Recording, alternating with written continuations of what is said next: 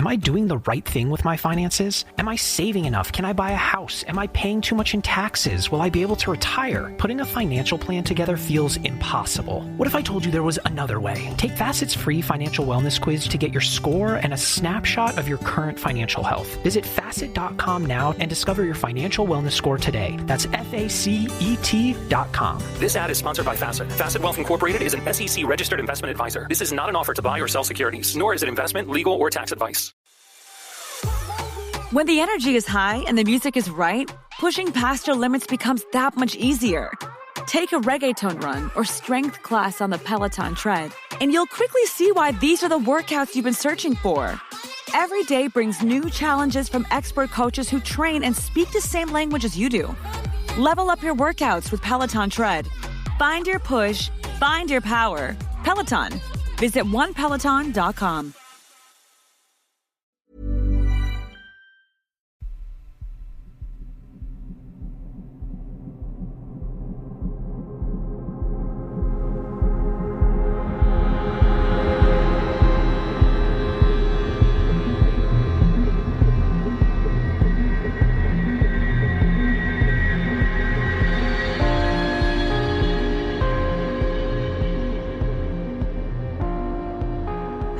Welcome to mini episode 395 of Real Life Ghost Stories, and I have one spooky story for you today, and our story actually comes from August the 21st, 2024. It is another one of those stories that I mislabeled and has been sitting in a folder in the wrong place.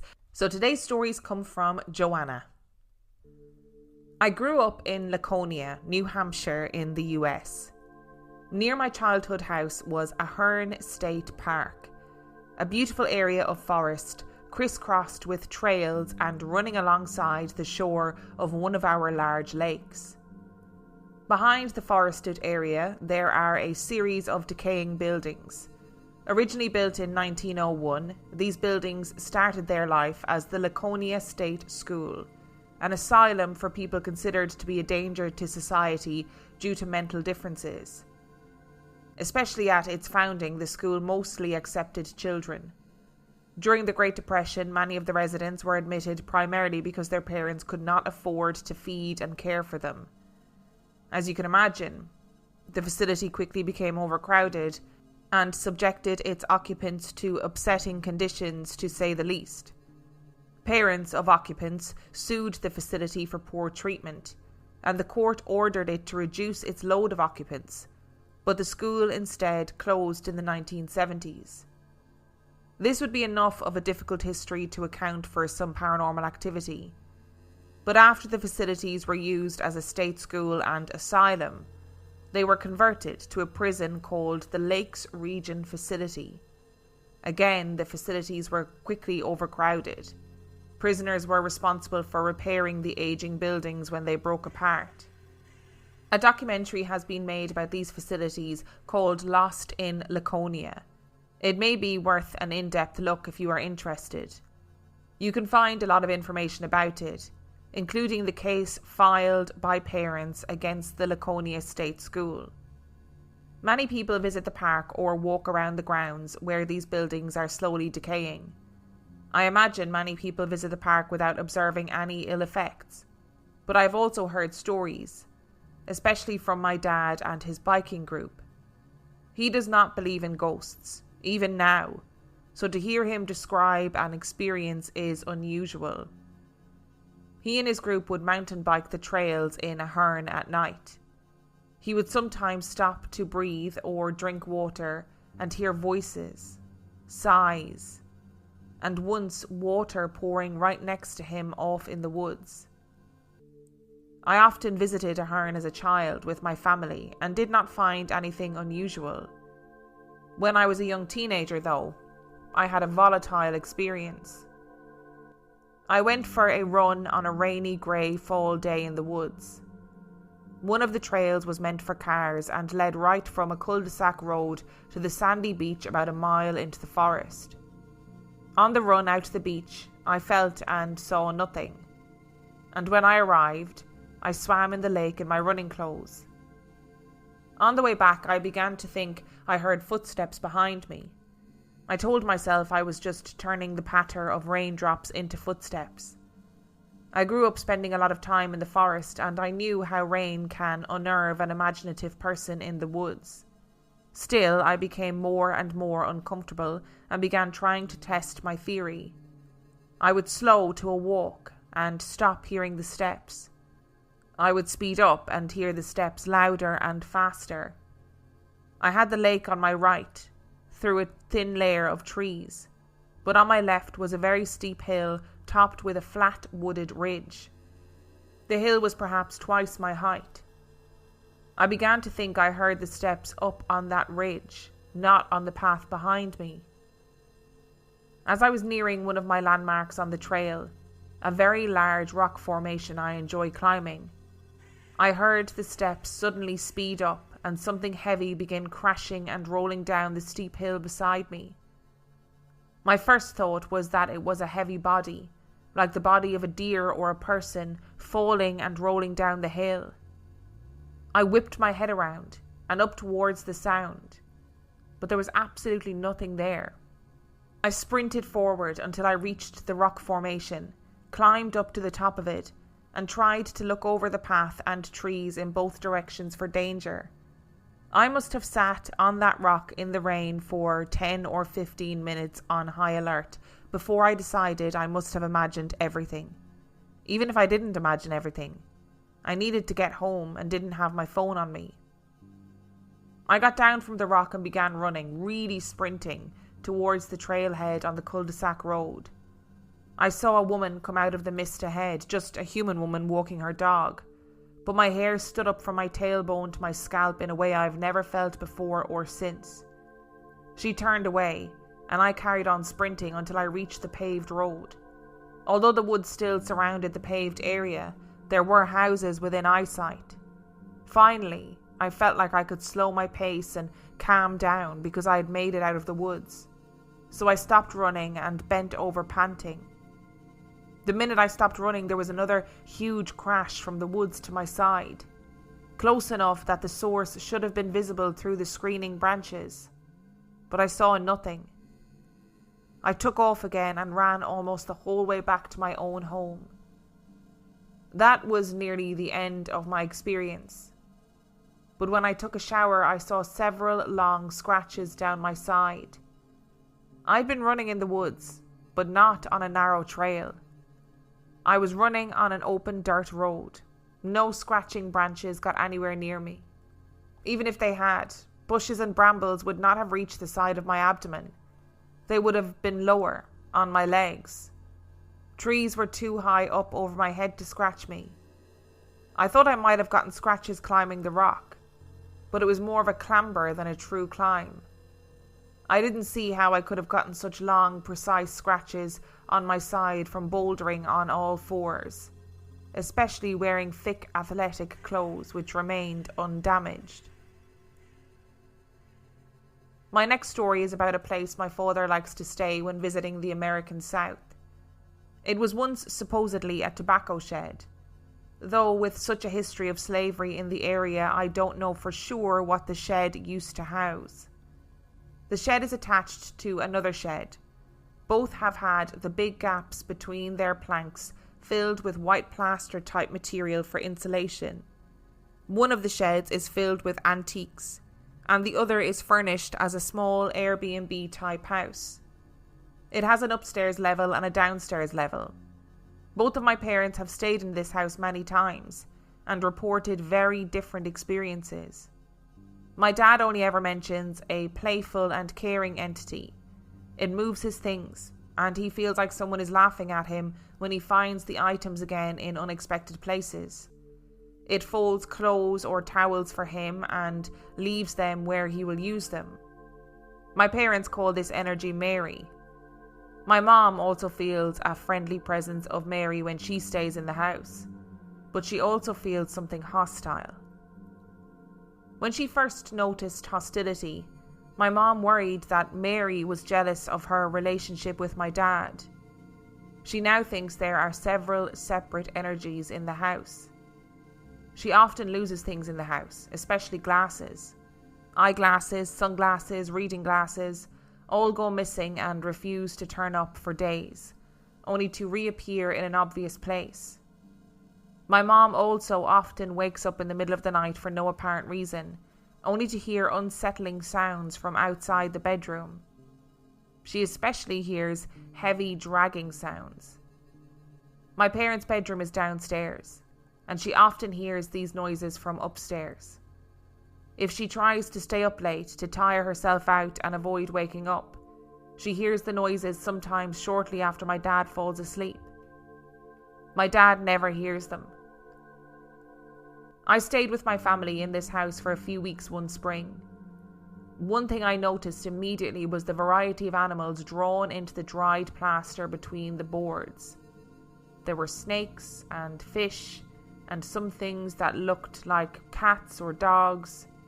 They were not everywhere, and I didn't see any two alike.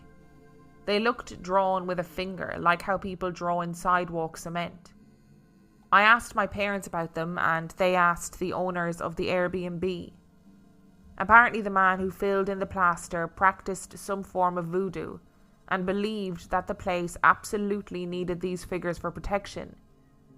The Airbnb owners were very Christian and were surprised by the figures. They would not have granted permission for an alternate type of protection in advance. They weren't pleased with the figures, but weren't upset enough to remove them either. I stayed in the upstairs room of the Airbnb, and I heard about Mary and the strange sounds, but I wasn't too worried about them. Growing up, we had a house with some creepy feeling places and odd noises. I usually know how to compartmentalize strange experiences until I'm safely removed from them. Still, the first night I slept very poorly. I felt watched and almost menaced, like somebody unkind was leaning over my bed. I left the light on after a while. I would try to go to sleep but end up having to look up just to make sure nothing was there. I finally got to sleep, and when I woke up the day was beautiful. The place felt incredibly peaceful and relaxing. In retrospect, it was strange how relaxed I felt during the days in that house. I felt like nothing could ever go wrong again, and I was totally safe and full of sunshine. It felt like a fantasy house in a child's storybook.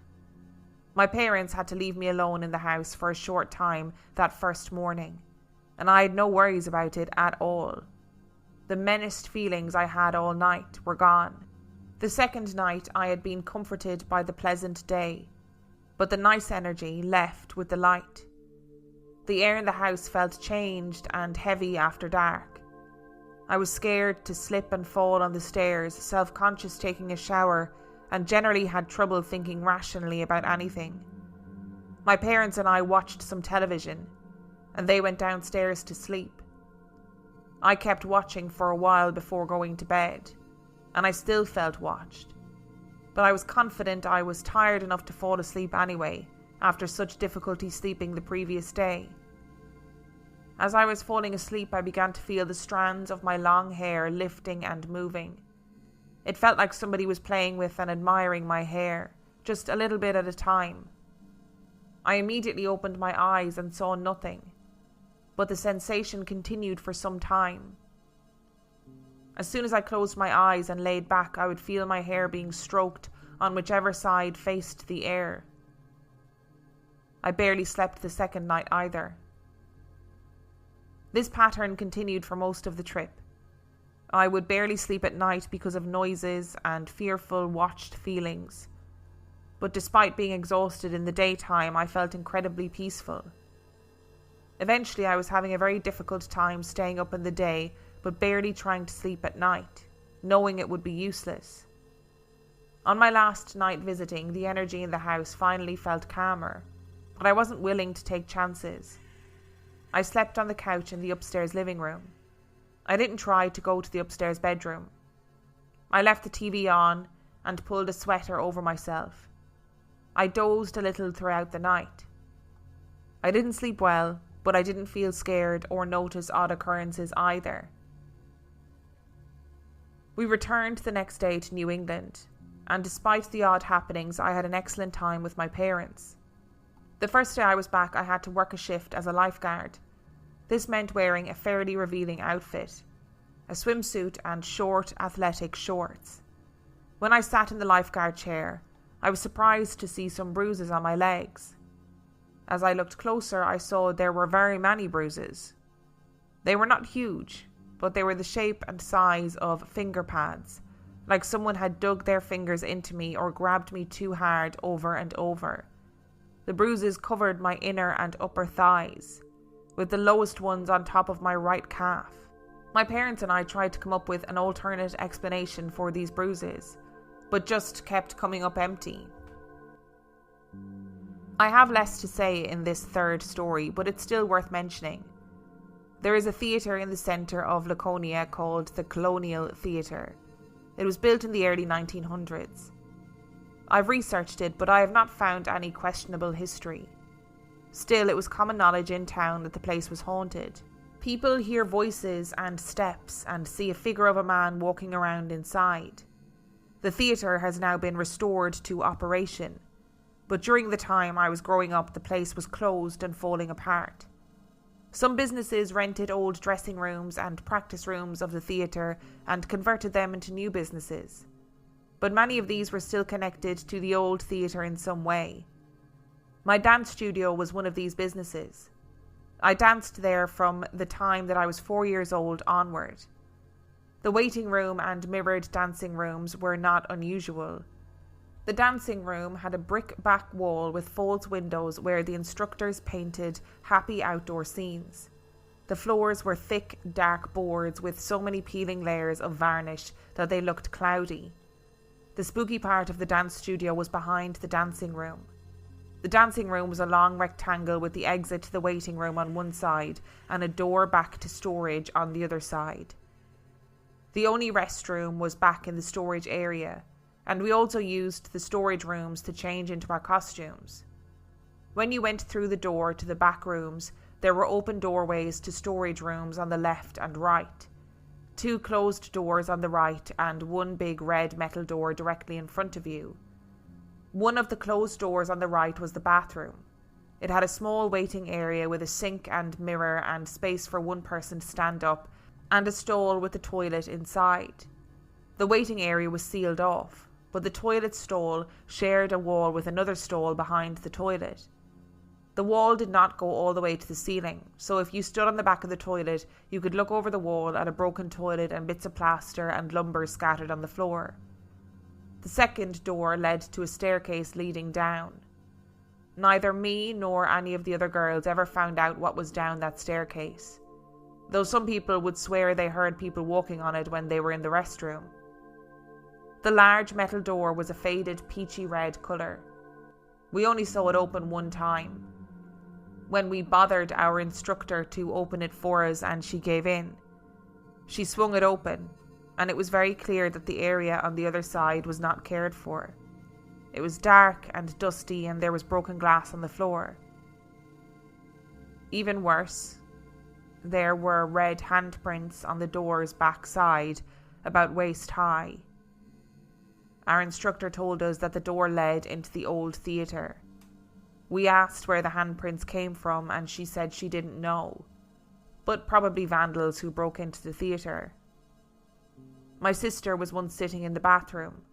She heard somebody open the outer door and walk inside, close the door and start pacing and leaning and moving around outside. She called out to them saying she only needed a minute and began talking to the person about the class they were taking. She finished up and opened the door. Nobody was in the waiting area. The scariest experience I ever had in that theatre was when my school band was meant to play a concert to celebrate its reopening.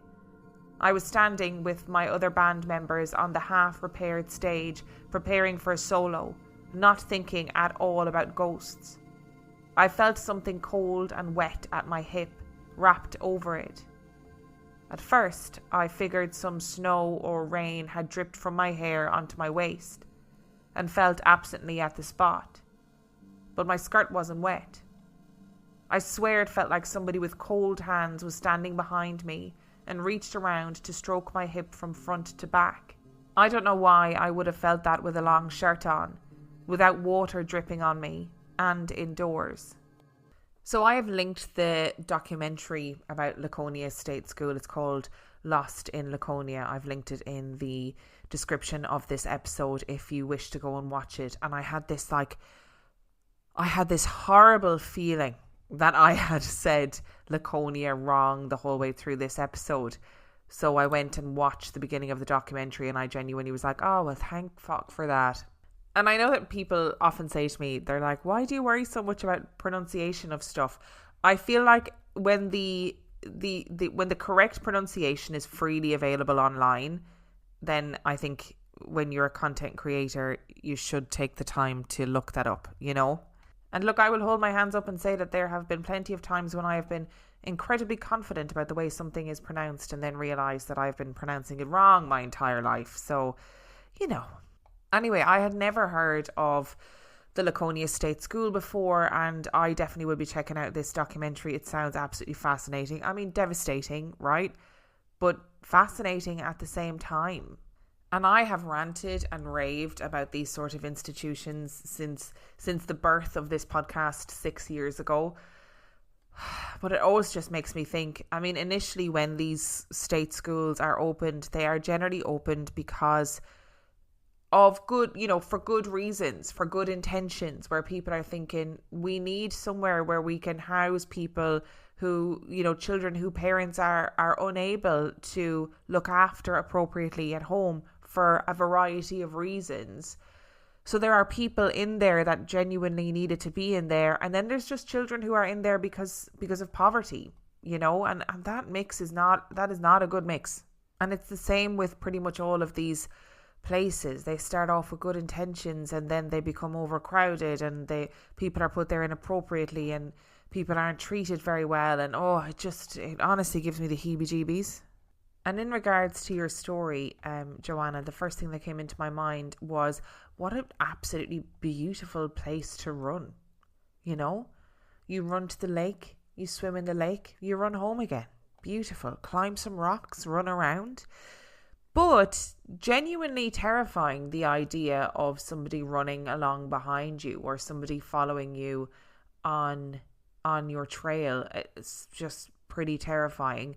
So something heavy being crashed and rolling down into the steep hill. So you'd imagine that it would be somebody who was running up on the kind of rock formation next to you, falling and tumbling down the slope, right? That's what you'd be imagining was happening, but you couldn't see anything. You weren't able to see any person, because initially when I was reading this, I thought, is this a Bigfoot story? And you know how much I love a Bigfoot story. But apparently not. But it feels like something was there with you. Something that was keeping just out of your eye line was there with you. And it made me wonder if it was some sort of like woodland spirit, some sort of woodland entity. But then is it also something to do with what used to be on that land, as in the state school? Like, is it something to do with that? Some sort of entity that is angry, some sort of entity that is scared and lashing out in the wilderness? I will say though, in regards to your scratches on your abdomen, I have realised that often when I run long distances that I end up with bruises in really strange places. That is often linked to what I'm wearing at the time. So that maybe that is an explanation. I mean, it's a pretty poor explanation in this instance, but I'm just trying to make it maybe a little bit less terrifying. And it's so interesting in your second story, in this shed sort of in the middle of nowhere. I mean, it's obviously you would like to think that this was a tobacco shed, you know, but equally it is entirely possible, uncomfortably possible, disturbingly possible that shed was also used for other things during times of slavery, which does not make for pleasant possibilities.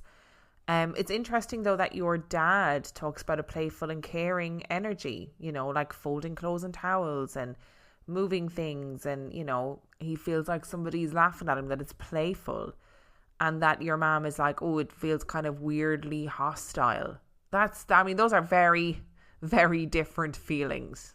It's also interesting that your mom was hearing those dragging noises, your dad never heard them, and then when you stayed in the Airbnb, you felt sort of threatened and watched at nighttime and felt your hair moving and, you know, it wasn't a pleasant experience for you at nighttime. I mean, fine during the day, but not fine at nighttime. And then obviously you have those bruises on your thighs afterwards. Sounds like whatever energy was in that shed was not a fan of women. It sounds like it liked your dad and was respectful towards your dad, but was not respectful towards you or your mom. Which to me could mean two things. It could mean that the entity was a woman who liked your dad being around, or that the entity was a man who didn't like women being in that space. And we've talked about theatres on the podcast before. Theatres always seem to be haunted. No matter what happens, no matter how new the theatre is, the theatre will be haunted. So the theatre that is in Canterbury has literally been built like in the last 20 years. And even that is said to be haunted. You know, theatres just, for whatever reason, are spooky places.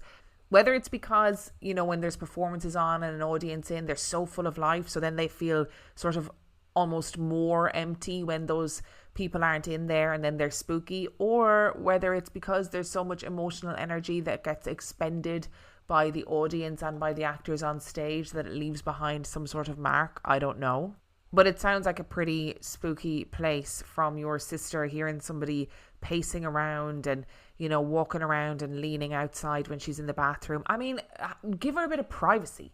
Equally, somebody touching your waist, some cold, rank ghost hand touching your waist, grim.